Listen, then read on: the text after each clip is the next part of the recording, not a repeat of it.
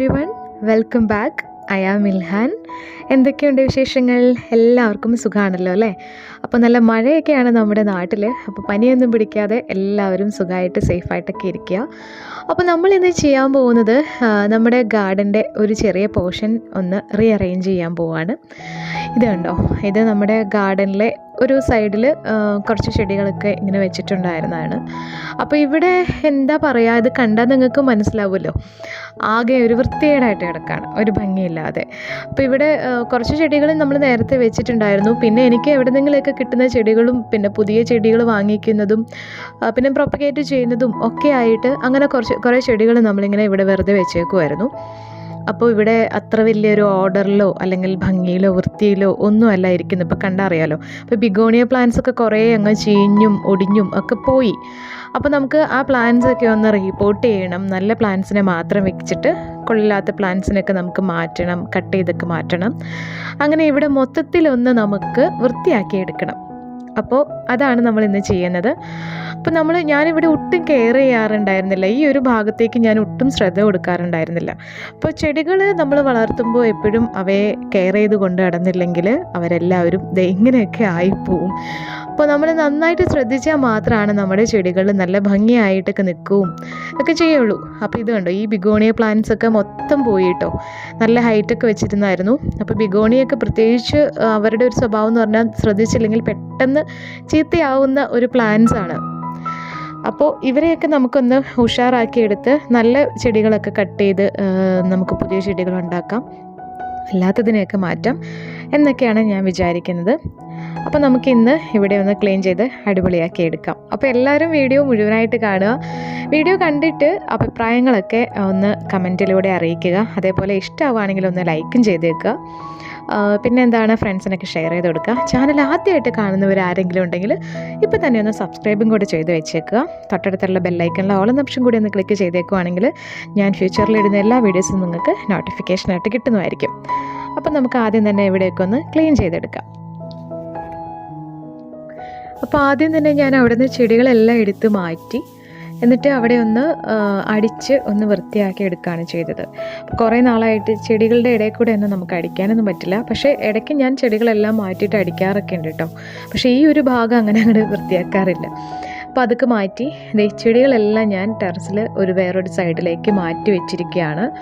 അപ്പോൾ ഇനി ഇവരെല്ലാവരെയും നമുക്ക് എടുത്തു വെക്കണം. അപ്പോൾ ഇവിടെ ഞാൻ നല്ല ചെടികൾ മാത്രമേ എടുത്തു വെച്ചിട്ടുള്ളൂ. പിന്നെ ഇത് കണ്ടോ, ഇത് നമ്മുടെ ബിഗോണിയ ചെടികളൊക്കെയാണിത്. അപ്പോൾ ഈ ബിഗോണിയ ചെടികൾ മൊത്തം പോയതാണ്. അപ്പോൾ നമുക്ക് ഇതിന്ന് നല്ല കട്ടിങ്സ് എടുത്തിട്ട് അത് നമുക്ക് റീപോർട്ട് ചെയ്ത് നല്ല ചെടിയാക്കി വെക്കാം.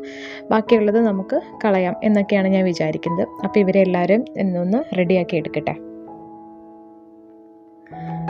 അപ്പോൾ ക്ലീനിങ് ഒക്കെ കഴിഞ്ഞു, അടിച്ച് തൂത്ത് വൃത്തിയാക്കി എടുത്തിട്ടുണ്ട്. പെയിൻ്റൊന്നും അടിക്കുന്നില്ല കേട്ടോ, ഇത്രയും മാത്രമേ നമ്മൾ ക്ലീൻ ചെയ്ത് എടുക്കുന്നുള്ളൂ. കാരണം നമ്മൾ വലിയ ചിലവില്ലാത്ത രീതിയിലാണ് ഇവിടെ ഒന്ന് മേക്ക് ഓവർ ചെയ്യാമെന്ന് വിചാരിക്കുന്നത്. അപ്പോൾ ഒന്ന് ക്ലീൻ ചെയ്ത് എടുത്തിട്ടുണ്ട്. പിന്നെ നമ്മളിവിടെ വെക്കാനായിട്ട് 2 സ്റ്റാൻഡ് ഉണ്ടാക്കിയിട്ടുണ്ട്. ഈ വുഡൻ പീസസ് വെച്ചിട്ട് 2 സ്റ്റാൻഡ് ഉണ്ടാക്കി, 2 തട്ടായിട്ടുള്ളത്. അപ്പോൾ അതിലാണ് നമ്മൾ ചെടികളൊക്കെ വെക്കാമെന്ന് വിചാരിക്കുന്നത്. അപ്പോൾ ഇനി നമുക്കിനി ഈ സ്റ്റാൻഡുകൾ എടുത്തിട്ട് അവിടെ ഒന്ന് കൊണ്ടുപോയി സെറ്റ് ചെയ്ത് വെക്കാം. അപ്പം ഞാൻ സ്റ്റാൻഡ് ഇവിടെ ഭിത്തിയോട് ചേർത്ത് ഇങ്ങനെ അടുപ്പിച്ച് ഇടുകയാണ് ചെയ്തിട്ടുള്ളത്. അപ്പോൾ ഇത് വീട്ടിൽ തന്നെ എനിക്ക് ഉണ്ടാക്കി തന്നതാണ് ഈ സ്റ്റാൻഡൊക്കെ. അപ്പോൾ ഈ വീട്ടിൽ കിടക്കുന്ന പഴയ തടികളൊക്കെ, വേസ്റ്റായിട്ട് എന്തെങ്കിലും പഴയ തടികളൊക്കെ ഉണ്ടെങ്കിൽ, അല്ലെങ്കിൽ നല്ല തടി വെച്ചിട്ട് നമുക്കിത് ചെയ്യാം കേട്ടോ. അപ്പോൾ അങ്ങനത്തെ തടികൾ ഉണ്ടായിരുന്നത് വെച്ചിട്ട് 2 സ്റ്റാൻഡ് നമ്മൾ വീട്ടിലുണ്ടാക്കിയതാണ്. അപ്പോൾ അത് ഞാനിവിടെ അറേഞ്ച് ചെയ്ത് വെച്ചിട്ടുണ്ട്. ഈ കോർണറിലായിട്ട് ചെറിയ ഒരു സ്റ്റാൻഡും പിന്നെ 2 സ്റ്റാൻഡും, അത്രയാണ് നമ്മൾ വെച്ചിട്ടുള്ളത്. ഇനിയിപ്പോൾ നമുക്ക് ചെടികളെല്ലാം കൂടി ഇതിനകത്തേക്ക് എടുത്ത് വയ്ക്കാം. ഇവിടെ കോർണറിൽ ഒരു തിട്ട് പോലെ ഒരു സ്ഥലമുണ്ട്. അവിടെ ഞാൻ കുറച്ച് പൂച്ചെടികൾ വെക്കാമെന്നാണ് വിചാരിക്കുന്നത്. കാരണം ഇവിടെ നല്ല വെയിൽ കിട്ടുന്ന ഒരു സ്ഥലമാണ്. അപ്പോൾ പൂച്ചെടികൾക്ക് നല്ല വെയിൽ വേണമല്ലോ. അപ്പോൾ ഇതെൻ്റെ ഒരു ഡയാന്തസിൻ്റെ ഒരു പ്ലാന്റ് ആണ്. അപ്പോൾ അത് ഒരു ചെറിയ ചട്ടിയിൽ നട്ടിട്ടുള്ളതാണ്. അപ്പോൾ അത് ഞാൻ അവിടെ വെച്ചു.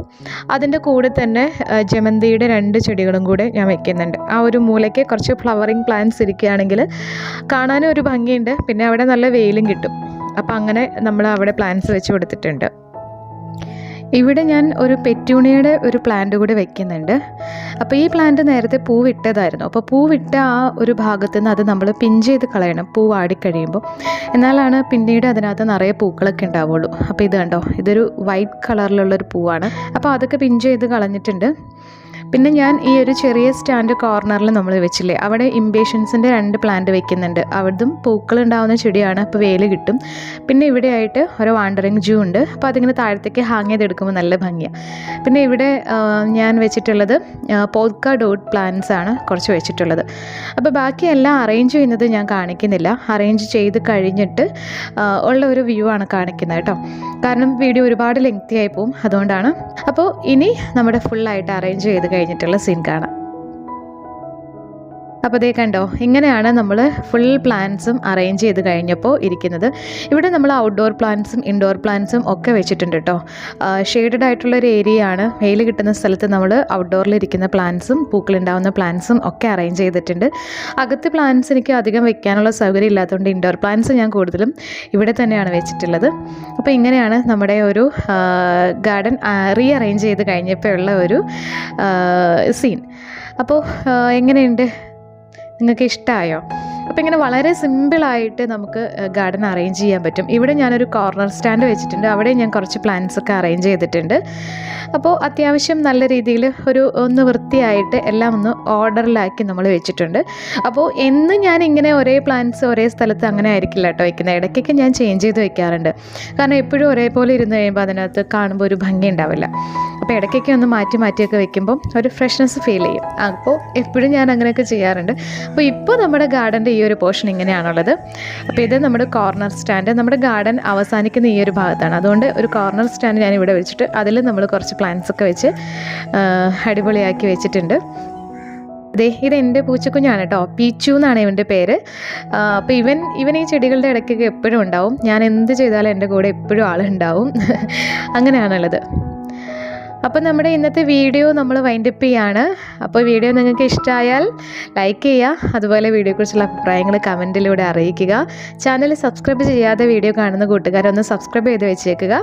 ബെല്ലൈക്കൺ കൂടെ എനേബിൾ ചെയ്യുക. അപ്പോൾ ഇനി വരുന്ന എല്ലാ വീഡിയോസും നിങ്ങൾക്ക് നോട്ടിഫിക്കേഷനായിട്ട് കിട്ടും. അപ്പോൾ നമുക്കിനി അടുത്തൊരു വീഡിയോയിൽ കാണാം. Thank you so much. Take care. By.